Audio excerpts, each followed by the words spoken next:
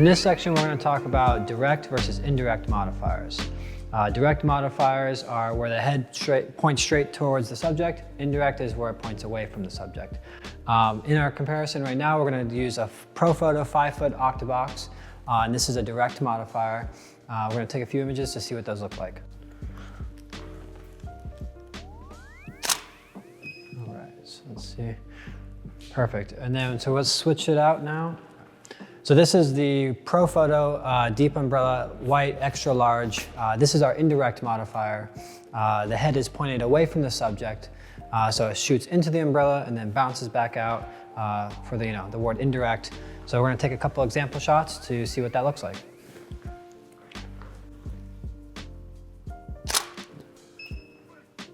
All right, perfect. So with the indirect, you can tell it's much softer light, much flatter. And so yeah, now we'll go into a breakdown of the exact differences between direct and indirect. Some of the main differences between direct and indirect modifiers are where direct modifiers are going to have a little bit more fine-tuned control of the light. They're not going to bleed out as much.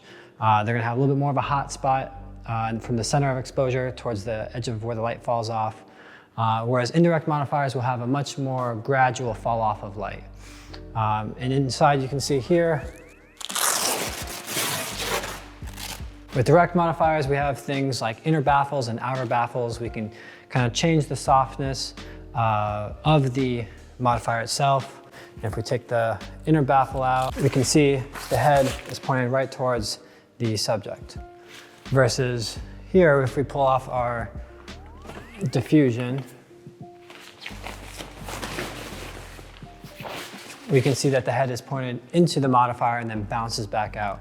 Also with things like direct modifiers, you can add things to shape the light even more. You can add things like grids over the diffusion to control the light and fine tune it even more. So basically the main differences are direct's gonna be a little bit more controllable, a little bit more fine tuned.